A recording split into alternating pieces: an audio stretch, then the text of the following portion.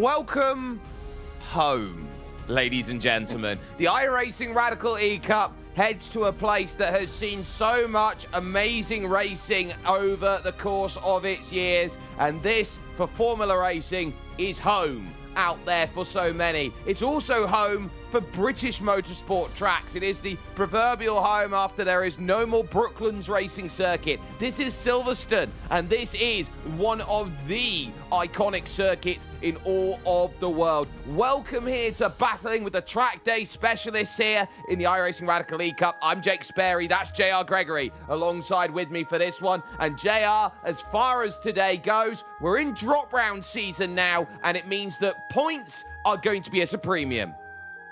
Yeah, they absolutely are. Now is the chance for a couple people. I'm looking at you, Andre Castro. He has a couple of misses, so he burned some drops early, and he is definitely in position to shoot up the scoreboard that we'll show you a little bit later. Yep, so there are so many opportunities. Season started all the way back in March at Mugello and then over to Suzuka. We've seen a number of races through this. Silverstone, of course, round 9, and it leaves just the Circuit Gilles Villeneuve, the Nürburgring Nordschleife, and then the Adelaide Street Circuit to round out the championship on June 5th.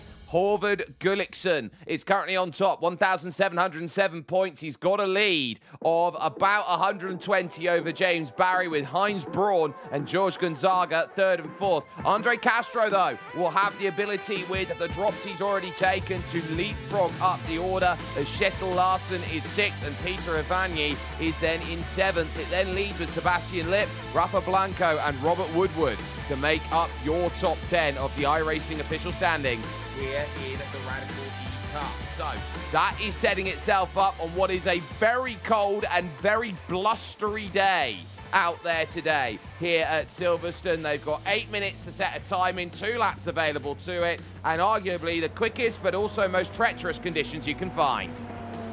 Yeah, absolutely. That 19-degree track temperature, pretty kind. These public races in the Radical Esports Cup tend to be pretty kind to the drivers in terms of track temp, but look at that humidity, 95. And Silverstone, definitely a track that is circled on my calendar as being very hard on tires, and that high humidity and a lot of front slip is not going to do these drivers any favors. Even though it's a short sprint race, they're going to be feeling that tire wear by the time it's over. Well, it's only 13 laps today. They don't have long to set themselves up, but it's a real pea super out there for everyone who's trying to get it sorted. Jensen Emmett then one split here tonight, so all 24, a maximum size grid that is there and in play. Ryan Stringer going 7th quickest out there, and immediately usurped by Kjetil Larsen, who jumps up and finds it. So this is going to be about find yourself up as high as you can in the order, otherwise you're going to be in a world of trouble. There is the Bürosud Plus competition car, or Office South as its name translates into German. It's Andre Castro in the number 1, highest I rating in the field, a driver who knows all about the racing world with his TC America exploits. He's going to be looking to find some big old pace. Yeah, Castro is really, as we discussed, had a couple of missed events because of his day job of driving real cars, and so he needs to cash in here at Silverstone. And very interestingly, if you follow the Radical Esports Cup, you know about that incident between Jake Williams and Castro at Spa. This is the first time they've been back on the track since then. Castro with some kind of spicy commentary about that incident with us here in the booth on RaceSpot. So keep an eye on that. Those two drivers are going to be at the pointy end of the field. If they spend a lot of time close, we could see that bad blood boil over Jake. And he's pulled over to one side with his second lap not counting. So Andre Castro is going to be gone and will have to go from the back of the field tonight to make this work. So that is a real shame out there for him, that he's going to have to do the hard yards. Noah's Boulderstone then short by 5 thousandths, but James Barry finds a couple tenths of a second to give himself more of a margin. Jack Veazey up to 4th as we focus on Jesus Hernandez here trying to work the number 21 car into position onto the fabled long hanger straight. Wow, unbelievable. Andre Castro, you could put him out here for 100 qualifying sessions and he would do what you saw him do just now one time, if that. Unbelievable. He did not record a time, and Castro is going to be DFLing it off the start, and he's going to have his work cut out for him. I guess, Jake, I'll say that he's my early favorite for the hard charger in this one. Yeah, he'll certainly be the one that can get the most places in this one. Hernandez over then to start a flying lap. Romain Faux is going to get a penalty then in the pit, so he's not going to worry too much about that. His lap times won't be there, but critically with a minute to go in qualifying, you don't get to the end of the lap to finish it. Once the clock hits 8, that's it. It's hard cut and you're straight into running. So it's a case of who is going to be able to get a lap time in. I don't think David Turley is going to manage that. Kiriakopoulos is out of laps. I'm just looking through. I think they're going to get timed out here right now, JR. And so these drivers, they're not going to get a lap and they're going to start 23rd and 24th based on the iRacing. Oof, and that is going to hurt just as much as it hurt Castro. Very, very tough to get moves done out here. This is the kind of track that kind of relies on applying pressure and waiting for mistakes. Not a lot of great opportunities. And look at those Union Jacks at the top of our timing tower there of the folks who have showed up to defend their home turf here at Silverstone. Wow. It is a very select field up at the top of some incredible drivers as Jake Williams on his third lap throws it through, qualifying in the books. Let's run yourselves through the grid. This is how they are going to stack themselves up here tonight at Silverstone. It's the number 3, James Barry, who has got himself the best time on the board with 154.869. He will have Noah Osbaldeston for company along the front row, who are second in the British Sim Racing Cup. You've got Jake Williams third and Jack Veazey in fourth, as Kjetil Larsen and Horvard Gulliksen make up a Norwegian third row of the grid. Then it's Dennis Kiriakopoulos and Rafa Blanco 7th and 8th, as George Gonzaga starts 9th, with Scorpio Esports is Ryan Stringer rounding out your top 10. It then follows with Enrique Vela and Robert Woodward on row 6. It's then following that Marco Tempesti and Menno de Graaf with Chris Wetz and Romain Faux then in 16th position. Ken Verbruggen is more known for a Lotus 49. Nice to see him out here in the Radicals as Kaya Erai Elderson is 18th. He then got Jensen Emmett, Callum Neave, Ole Gulliksen, Castro Hernandez and Turley there. Your 24 cars that are out there and available. 2 minutes to get themselves gridded up here. They await the likes then of Dennis Kiriakopoulos to get onto the grid, and some drivers are already electing to try and get some engine temperature in early to try and help them on this launch and start. Try and get that engine heated up, get the oil going through, the fuel going through a little bit quicker, and so therefore having a better start out there. But Andre Castro on the back, David Turley is not going to take them to the start of this race, so we are set then. 13 laps gets going right now, and we are underway. Horrible start for Jake Williams, who bogs down a mile off of the get-go. It forces then to Abbey Corner, 3 wide into 2, as already Kjetil Larsen gets into third. One car runs off wide, that's Rafa Blanco, but as they run through farm and into the village for the first time, it's too clear at the front, but critically, it's Noah Osbaldeston who's got the jump and the lead over James Barry.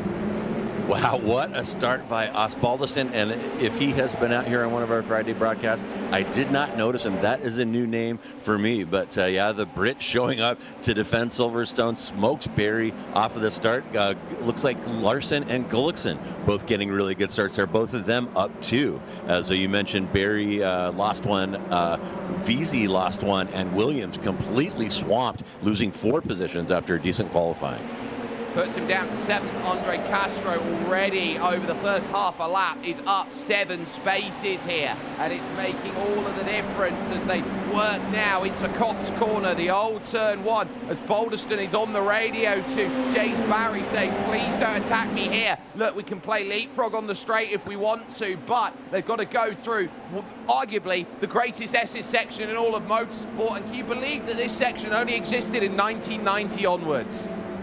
Yeah, that is crazy, and there have been so many configurations of this classic track, and it is hard to believe that that section is a new one. But here we go. We're going to see the game of leapfrog starting right here down the hanger straight. Noah's going to cover the inside. Barry will sweep around the outside, which can work because that'll give Barry the inside line into the next combo. But Noah elbows out. Barry says, gets that P1 back. Great racing already, lap 1. Yeah, there was contact front to rear, and that's going to cause a little bit of indecisiveness, and as Boulderstone chucks it right to the pit wall to try and get the run back here at turn 1 along the Lewis Hampton straight, and gets the pass as James Barry had to yield out of it. That puts him in a dangerous position with Kjetil Larsen and Horvath Gulliksen, the IGL Coatings teammates, then trying to work through. Larsen on the inside. You then got Vizi, Kyriakopoulos, Williams, Gonzaga and Blanco. They're all there. Chuck a blanket on them. 9-pack challenge, and this is going to be one of those groups where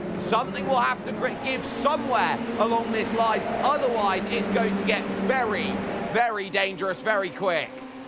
Ridiculous move there by Noah to snatch that lead away from James Barry. It looked like Barry had squeezed him enough to compromise his entry into that fast right-hander, but Noah hangs on and sneaks past Barry, extending that gap to .2 right now. And here's a look at that start by those IGL Coatings cars.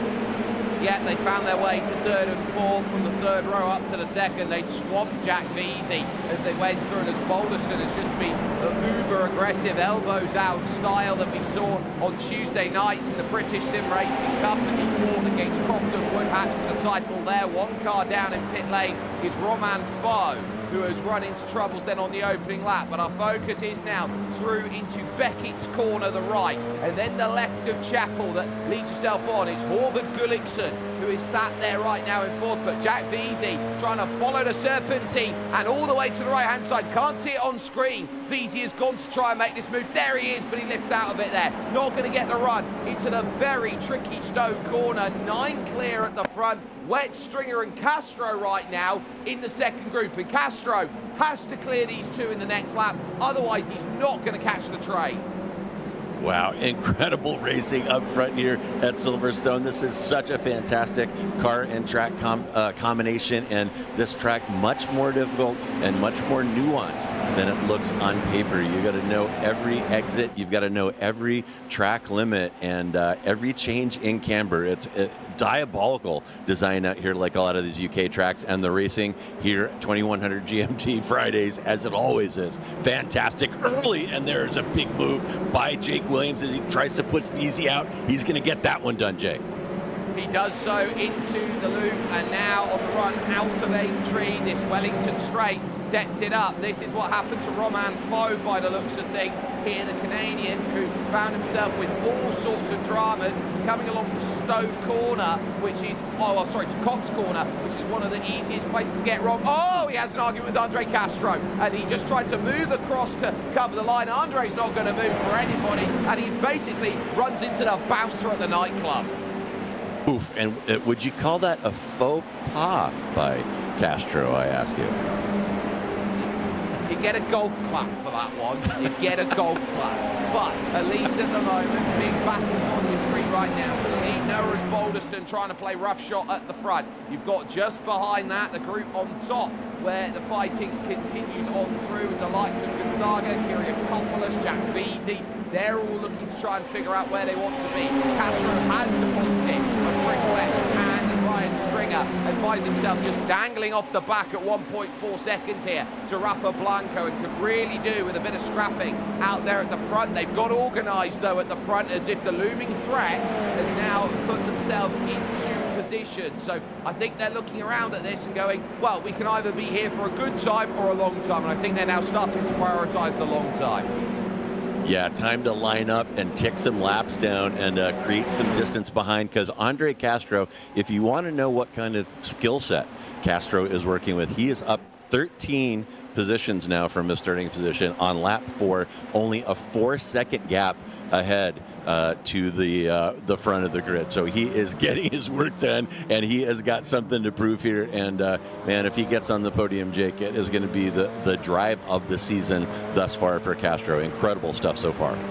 Oh, by far, if he can manage to get a podium out there from where he started his placement, and he knows it. There in third is Kjetil Larsen, just playing the long game here, and sometimes you don't want to make these moves early. You don't want to show your hand too early in a race like this. Sometimes it's about getting the moves done at the right time, not just, you know, throwing it out haymakers and hoping you're going to make it happen. You get tired very quickly if you race in that style. So a bit of patience can be rewarded, and I think James Barry has understood that here. He knows he doesn't want to go toe-to-toe with Noah. He's far too risky too early, so I'm going to wait later in the race where I can risk that. And seeing some little wiggles here out of Noah as you watch Noah leading Barry, Larson, and Gullickson. Williams and Wheezy fighting in the background of that, but a couple of little wiggles here early, only lap 4. And it's certainly a possibility if you overdrive these cars, flog them early, that the tires aren't going to be there for you down the stretch. And we could be seeing some signs of tires getting overheated here by Noah, and we'll certainly keep an eye on that for you. Jensen Emmett then running into troubles. I believe this is going to be with Jesus Hernandez here, going in through maggots, and that's what happens when you try and find room and you don't find the space available. That is a case of front to rear contact. It drops both of them down the order, and they'll both feel a little red-faced having an issue like that out there on circuit. So focus is very much going to be on forward now for them as they push forward. But right now it's starting to splinter here as a group of 5 and then a group of 5 behind. So Jack Veazey's got to pull his ear out, so to speak. We're now going to look at the Uruguayan Rafa Blanco on board on the bottom of your screen as he focuses behind George Gonzaga. Yeah, and not in the screen there as we ride along with Blanco on the bottom screen. He has got Castro right behind him. Castro has that gap down to about 4/10. So Blanco, definitely very, very fast driver with a lot of experience in these cars as he stalks Gonzaga. But you know that his eye is on that relative as he sees Castro slowly but surely reeling him in from behind. Yeah, he's getting there, but the critical thing is going to be the car in front's got slipstream, the car in front of that's got slipstream, the car in front of that's got slipstream. And if that's the case, it means that you're not going to get the best run when everyone else has the same ability to get up to top speed. You need to do something a little bit special in order to make that happen. I think that is going to be the critical sticking point for Andre Castro's race. But what will be critical here is talking championship. James Barry in second, Horvath Gullickson in fourth. It's Gullickson who needs to get the hurry-up message in towards the second half of the race. And the first port of call is he's got to get by his own teammate, and there are no team orders at IGL. Yeah, no, not at all. And if there were team orders, I am supposing that they would probably favor Gullickson, who's sitting higher in the championship, of course. But look at Barry all over Noah, polishing that bumper. He's been managing that gap. It's been between 1 and 2/10 all this time. And as I said, I thought I saw Noah sliding around a little bit here. So Barry definitely very high marks for racecraft, high marks for patience, and is going to try to apply that pressure to Noah and try to get through here the easy way instead of the risky way, although Noah getting a good drive right there. And you know, Silverstone, Jake, is all about these critical exits onto these long sections. Very, very tough to get the power down at the right time and get it down smoothly, and it's those kind of mistakes that will let your competitor right past you. Yeah, just like what's happened between George Gonzaga, Rafa Blanco and Andre Castro. The fact that both Blanco and Gonzaga went wide at Stowe Corner, and that allowed Andre Castro then through Blanco at Stowe and then set the run up basically for I'll get it done over at Village then for Castro. He's now up into 8th and we'll be looking at Kyriakopoulos and Veazey. So now is the time here for a summer of content or discontent, and Noah's Boulderstone lifts off and allows James Barry the pass at Cops Corner, and that's an indication that James might be slightly quicker here, but Noah's going to try and find a gap that maybe doesn't exist. Oh my goodness me, what a pass that he has just managed to pull off.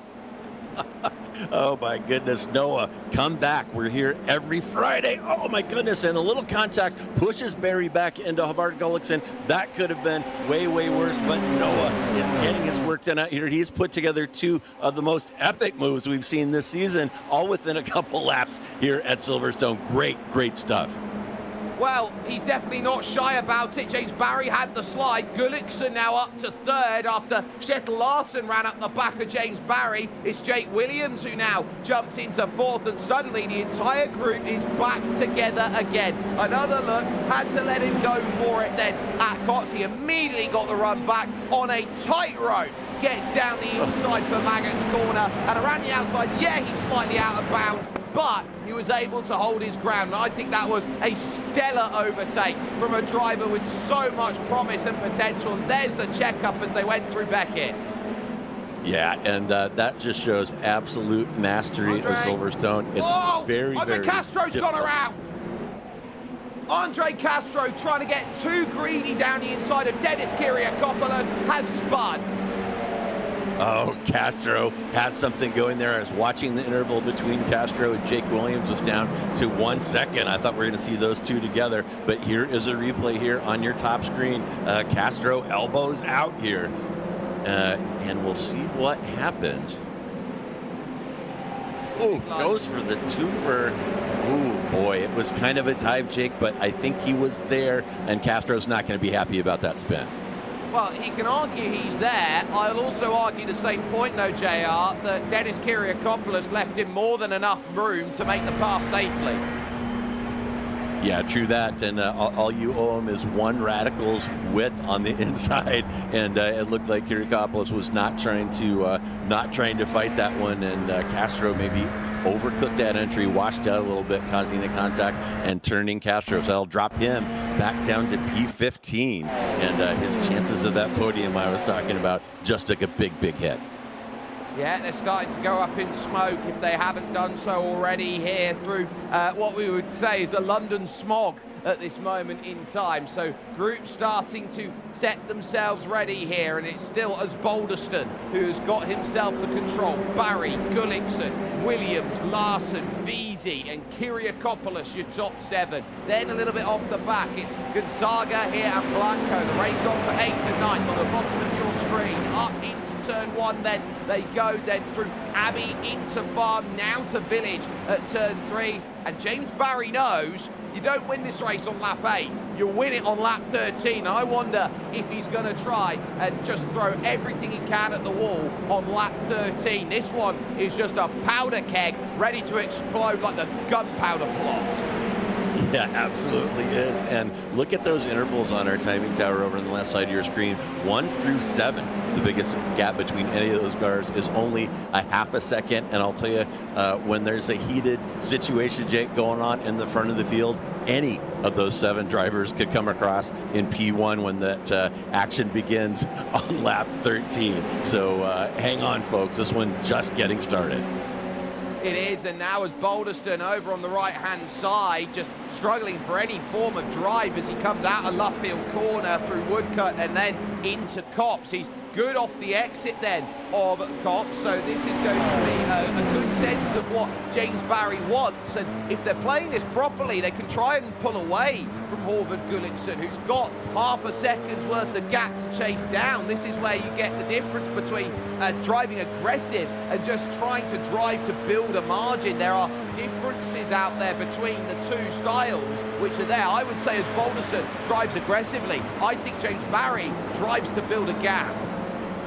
Yeah, he absolutely does, and he definitely, Barry sees the long game. It's you can play aggressive checkers with him, and he's playing very thoughtful chess while that's going on. And I know that Barry is thinking about his end game. He's counting those laps down. 6 remaining now as we come down that new start-finish straight right now, and that gap, Barry doing a great job managing that. It's not gotten over 0.3, now sitting between 0.2 and 0.3 as Barry biding his time to pounce at the end. Havard Gullikson, he can't be written off of this, Jake, and neither can Jake Williams. This is crazy stuff up front. Yeah, they're all trying to pay their dues here, think what's the best position for me into the final laps. I would argue being in Gullikson's shoes, being in Jake Williams' shoes, this is a great time to put yourself into play. I would love to be in this position. Here goes James Barry, sends one up at Brooklands in front of the BRDC building out there, and that is a lovely pass then that puts him into position as Balderston trying to take that diamond line out of Luffield corner. That gives him the run along the old straight, the national straight, heading to Copse corners. We'll take a replay. I think this is Kaya Erai Elderson and Jesus Hernandez on the straight. Hernandez getting the pass as Boulderstone takes the race lead back, and 2 into 1 at Copse never goes. Gullickson now up to second now. He got a run as well. Oh my goodness, and here we go. It's time to light the wick as Gullickson, tired of waiting, gets past Barry. And now Gullickson holding a similar position to Noah, only about 3/10 ahead. But Barry not out of it. However, look out behind Barry. Jake Williams is there. He's almost side by side. That interval getting very close to 0. And here we go, 3 wide can we get?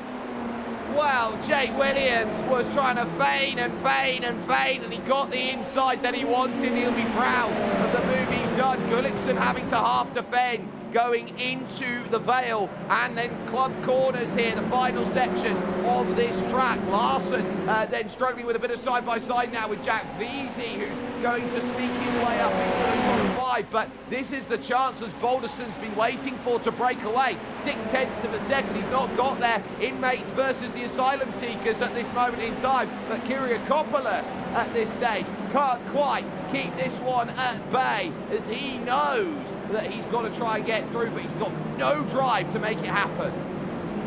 Yeah, and the big shuffling is starting right now. These drivers were ticking their laps down, staying nose to tail, not letting the cars behind catch them, and saving their fights for later on in the race. And that time has arrived, and here we go as Noah right now. Look at that gap that he's developed, a 0.7. That's the largest gap, believe it or not, that he has enjoyed this entire race. So Noah really wants to pedal away right here and leave Gullickson and Williams to fight for P2.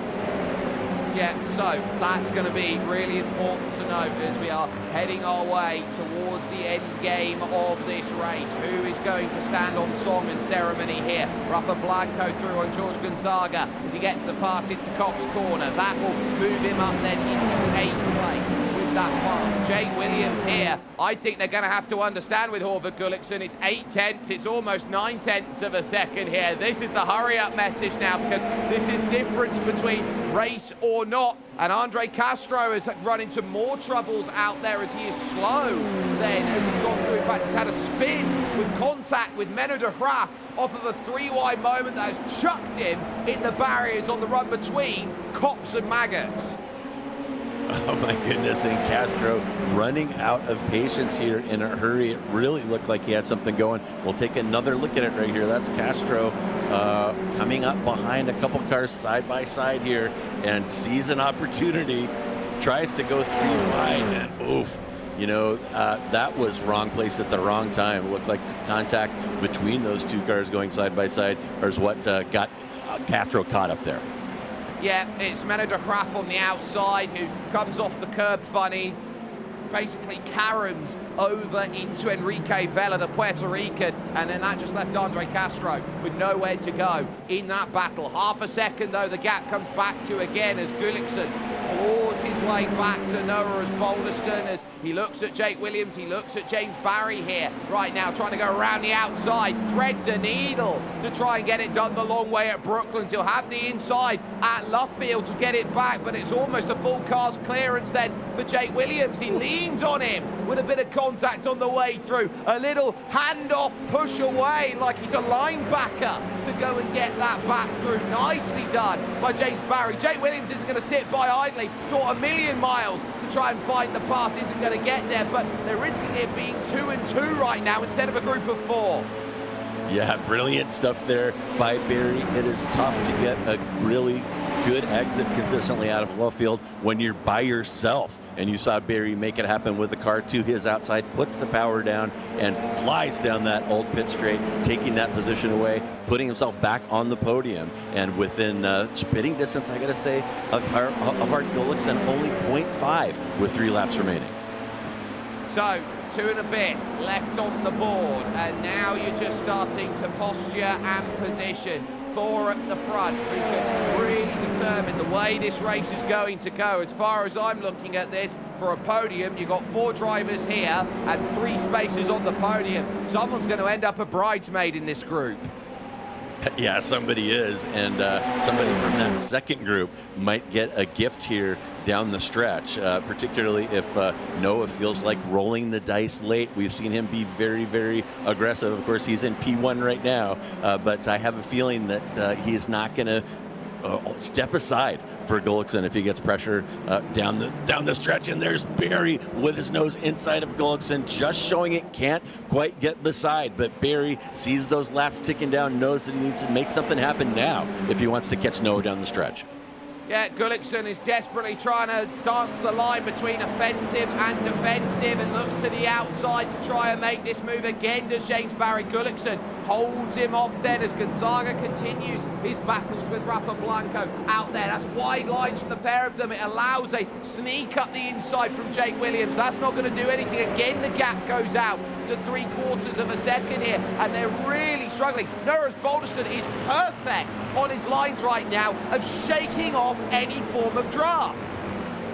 Yeah, and Noah right now, the human metronome of that last lap here late in the race was only a couple hundredths off of his fast lap that he set earlier. So absolute clinic by Noah out there, and I can't overemphasize the kind of mastery of this very difficult course it takes to be consistently fast out here, and Noah putting on a clinic right now. He's done 2 55.0s to no help. Andre Castro, by the way, a drive-through penalty for incident points. That's how tough of a day he's had it out here today as he has overstepped the mark, but they're now lining themselves up, and Noah Boulderson here has a margin to work with, but will that be reeled down back to half a second? Then the margin sits itself, and this all sets itself for a grandstand. It is Noah Boulderson, whose 4,700 iRating is only good enough for 10. He is currently driving like a 7K, like an 8K out there. The way that he's shown this pace, the way that he can go to a level that everybody else hasn't, this is going to be a critical final lap as they push through. Tough through the corner, and out of existence goes Williams, who shuts one down the inside there on James Barry. And now here comes the crossover for third, and James Barry just says, no, you're not getting it like that, sunshine. I'm going to get my clearance. Oh, they almost turn each other along the straight as they work through. Gonzaga now dropping down the order. He's had troubles out there. Barry will lose out the place to Jake Williams then, who moves his way up into third, and Barry trying to get a big run coming out of left field corner that can step him up on song to go to Cops corner to go for it. Still 0.8 of a second is the margin of Boulderson right now. So long as he hits his marks over through this section of circuit, the old start to the lap, he should be home and dry with this, as Horvath Gullikson can only watch right now and hope that he's got enough straight line to go and claw this back into Maggots. James Barry desperately trying to get a podium to mitigate the damage that Horvath Gullikson is going to inflict on him and his championship aspirations in 4th place. Now here comes the chance on the Serpentine for the final time on the run to Stowe corner, and no, he's going to throw him out wide. There is Jake Williams. They almost turned each other on the run under braking. So much movement, it's brought that in. One final defense, then into the Vale. Barry goes around the outside, and Williams hands him out, and he turns him, and he turns him. Noah Boulderson with the arms wide out is going to take the win at Silverstone, with Gullikson and Barry there second and third. But James Barry will look at that, and Jake Williams will too, and they will say, we will argue this one till the cows come home. Wow, an instant classic here at Silverstone. That dicing down the stretch for the whole top 5 was incredible. The car control, the bravery under braking, and the skill getting these cars woed up with no anti-lock brakes. I could not have asked for a better display of handling these SR10s. Fantastic, absolutely classic stuff here today. Well, the answer for everyone was no way are you going to get this done. Here's this final look once again. So James Barry here trying to pick up this run. He gets a masterful run down the crest as he now looks to the outside. He gets that move, and he should be entitled to racing room on the right-hand side and say, look, that's going to be critical, and that is going to be a really, really hard-fought battle out there. And so that was all you needed. Williams tried to shut the door, and you'd argue here a little over the top. Yeah, it's. I don't think Williams had quite cleared Barry. If he had gotten completely clear, he would have had the right to that second apex where the contact took place, but just a tiny bit of overlap there, and Barry is going to say that Williams turned himself there, and I'm probably going to have to agree with that. Well, let's get confirmation of result then, as we now look to put it all together. Noah Balderston gets the win. He does so by 0.8 of a second, and it says it's a masterful result. He will take the win then by the 0.8 over Horvath Gullikson, as James Barry gets the last spot on the podium. It's Shekel Larson in 4th ahead of Jack Veazey, with Dennis Kiriakopoulos 6th and Rafa Blanco 7th. You then got Jake Williams in 8th, with Chris Wetz and George Gonzaga rounding out your top 10. Over the page, Enrique Vela and Menno de Graaf had a good battle, 11th and 12th ahead of Robert Woodward and Marco Tempesti. Kevin Verbruggen then labours to a 15th place ahead of Callum Neve and Ole Henrik Gullikson in 17th. Ryan Stringer for Scorpio will end up 18th ahead of Jesus Hernandez, who had a busy day, and Jensen Emmett your top 20. David Turley would be the last one on the lead lap, with Andre Castro a lap down, and then Kaya Erai Elderson and Roman Foe, then your 2 retirees out there. Joining me now is Noah Balderston, your race winner out there. Noah, that is one of the most elbows out performances you've had to find in that Radical. James Barry gave you an almighty scrap through the first half. Yeah, that was a really tough one. Didn't really know what to expect coming to this, since this is only my second race in the car. And then I sort of joined with Ryan from Scorpion, who he told me to sign up to the race. So I thought, yeah, we'll jump in. Did about 20 minutes of practice, and then literally on lap 1, going down the inside of James, who was quick the entire race. I didn't really know what the toe was like. I didn't know what the dirty air was like, and I didn't really want to find out the hard way. So I thought, get the move done nice and early, and then. Yeah, it was a super hard battle. I found loads of things out with the car, learning literally as the race was going on, where to defend, where to weave to try and block the toe. And yeah, it was just a really difficult race, and James and Harvard were almightily fast. Like, no, hats off to them. They were pounding laps out just as fast as me, and we were all doing very, very similar lap times. And what I found with this car is the toe is incredible. Like, sort of coming out of Chapel at 9/10 gap, I thought, I get a good exit, maybe keep it at 8/10, and then all of a sudden I look at the relative and he's 4/10 going into the next corner. So yeah, it was a hugely difficult race, but I think I did the Drive Lounge boys proud with the limited prep, and hopefully it kind of gets the name out there. Yeah, you did a really good job in terms of the way you drove, and I think the highlight surely for your race, the move into maggots on James Barry coming out of Copse corner. Just talk us through getting that sort of run, giving up that position, and basically pulling the old rope-a-dope. Yeah, I need to do the replay, but coming out of Stowe, I gave him the position. I thought, at that point, I hadn't really spent much time behind James, and I thought, let's really see how quick this toe is. And I went from about 4/10 gap out of Copse to literally next to him into Maggots and Beckett's, and I thought I'd just line up on the inside to try and put him offline. And then I got to the corner and I realised, I'm now alongside of him. So I kind of had to commit to it. And thanks to James, we gave each other plenty of room. It was really hard racing, really, really aggressive. But it was fair. There was no contact really. There wasn't pushing each other off the track. We paid for the full track. We were going to use the full track. So yeah, it was a super intense battle. And I just got to the inside with a nibble of grass through Max and Beckett's, and then managed to get the move off out of Chapel. So for you, understanding this car, jumping in, has this one race for you made you someone who is going to be jumping in maybe for more races between now and the end of the season, especially when we talk schedule and the fact that your final 3 rounds are Gilles Villeneuve, the Nordschleife, and the Adelaide Street Circuit? Potentially. I'll be honest, I could sort of just jumped into this because I didn't really have much else to do on the evening, so I just thought, why not, It helps adaptability, and sort of, if you could just jump into something with limited practice, the skills you develop through, I've been doing it with Drive Lounge, did it with iRemote as well, just being able to jump in and drive, and especially for me, as I want to become an aspiring sort of radical driver as I go up through the prototype ranks, currently Esports 1000. that one of the attributes that all the factory drivers have is that adaptability of where sometimes in real life racing you're only going to get 20 minutes on a test day, and that's what you've got to make work. So things like these have just massively helped me. So yeah, I think I might come through for the few more rounds. I'll have to give it some time and some scheduling. But yeah, fingers crossed I'll be here for future rounds. Well, a 4.7k iRating out there, but drives like an 8k, just so consummate. Noah is Balderston getting the job done. Second position belongs to Håvard Gulliksen. He stood by with JR Gregory.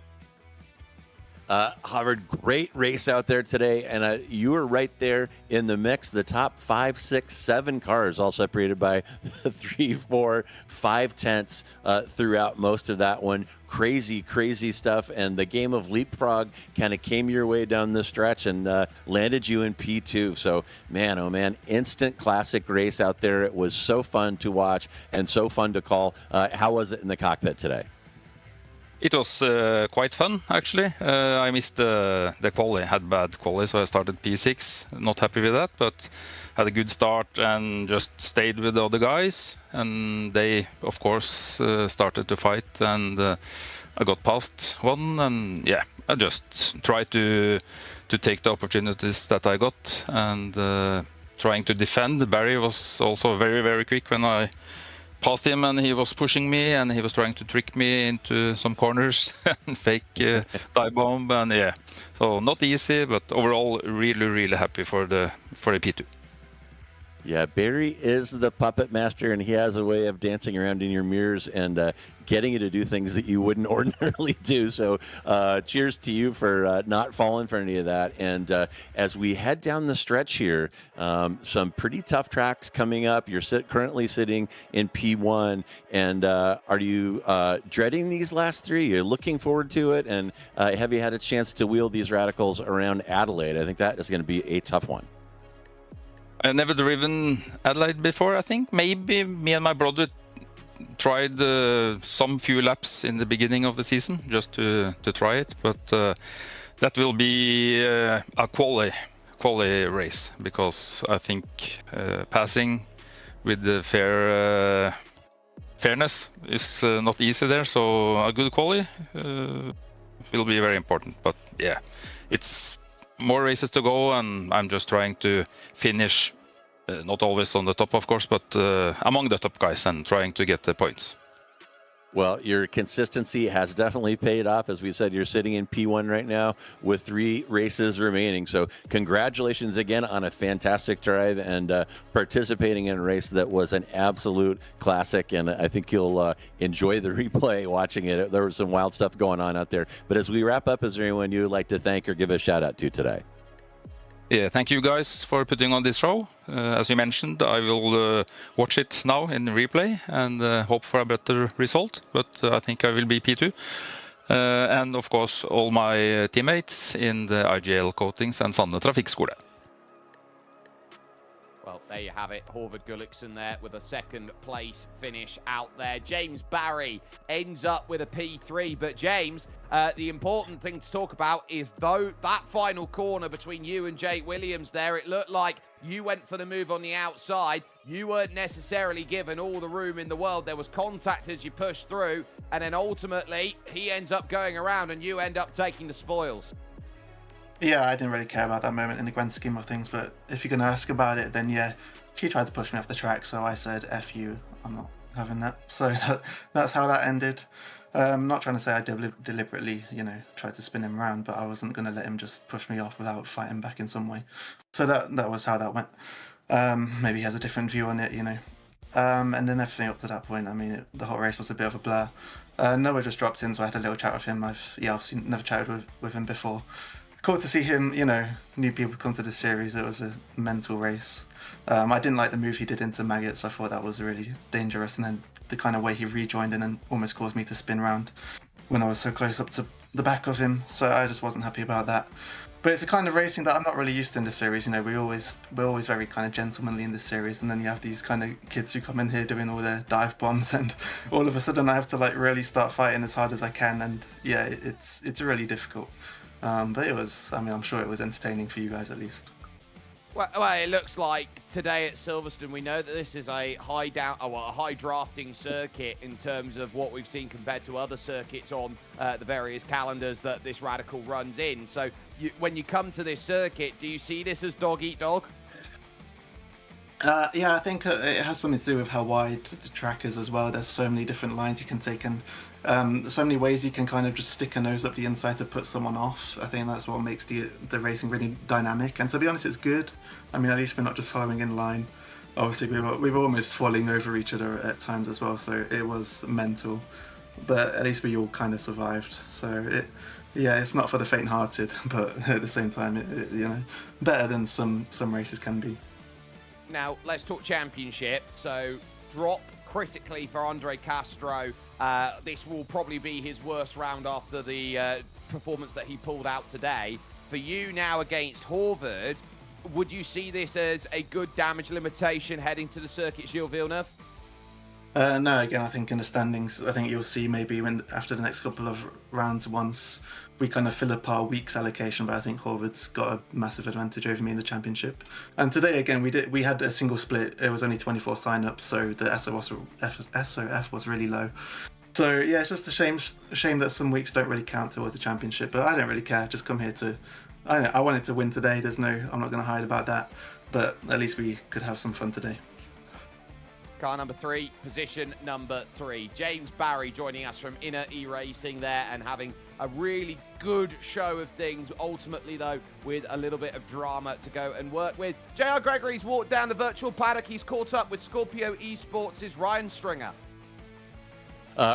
Ryan, welcome to the broadcast booth and welcome to the Radical Esports Cup. I understand that you're the one that convinced Noah to show up and put his talents on display here for us on RaceSpot and on the iRacing YouTube channel. So great stuff out there and a fantastic scrap at Silverstone. So how was the race from your seat? I got a little bit destroyed by a few cars throughout the race. Cars just launching it left, right, and centre. But yeah, no, it was doing really well. And then last lap, Gonzaga lost the back end, and then just stopped, and it went whilst I was coming through the corner, and I was like, we had contact, and then wheel damage all the way to the line from Village corner. Yeah, it definitely was a wild one out there, and a couple of previous drivers we chatted with kind of talked about the nature of Silverstone. There's a million lines through a lot of these corners, and those gaps can be awfully enticing when the red mist starts flowing, and it definitely led to some contact in this one, but pretty good racing really up and down the field. And so with the season winding down, I'll ask you the same question that we asked Noah earlier. Are we going to be seeing more of Ryan Stringer out here in the Radical Esports Cup? It's always great to see new talent trying out these fantastic cars. Well, I originally attempted to get into the broadcast split for Brands Hatch, and I missed out by one spot, which I was really annoyed about because it was the first time driving the car, and I was only like half a second off the pace of James Barry, which James Barry's very well driven driver in this car. So I was kind of hoping to be with him and be battling him, but yeah, I missed out. And then the last 2 weeks, I've made the appearance, which I've really loved driving these cars, and I've just joined the European Championship for the last round. So yeah, it's been good to drive. I actually really enjoy it. Right on. And just a quick shout out for our Radical European and American Championship. That's a league event that takes place every several Sundays, probably about a month or so apart, and that is also here on RaceSpot. But well, thanks a lot, Ryan, for showing up. Unfortunate your race didn't turn out the way you wanted, but still some great racing out there. Hope you enjoy watching the replay. And as we wrap up, is there anyone you would like to thank or give a shout out to here today? Yeah, I mean, big thanks to the Scorpio team.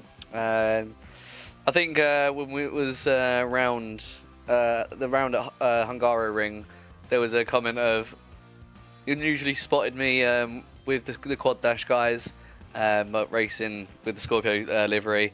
Yeah, shout out to both of them.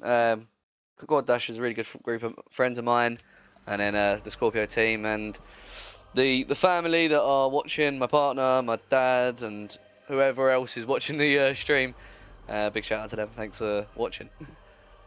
All right. Well, cheers. And thanks, Ryan, for stopping by. And hope to see you out there next week. Hopefully. Okay, Wow. cheers.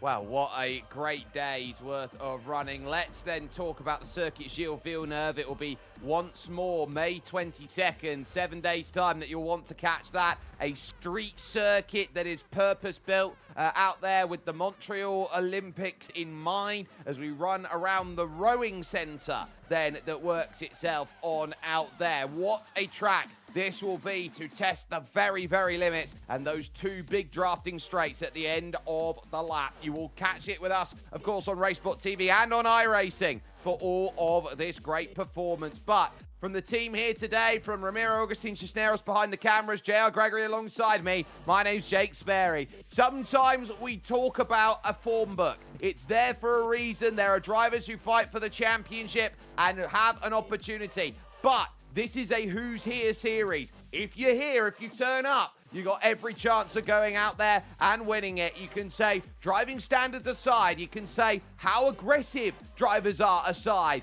There is one thing that is clear. Noah Balderston is talent, and he is proving it time and time again. He can prove himself to be one of the best in the world if he sticks at it. And with this victory, he's on the next level as he walks up through the levels of what iRacing has to give.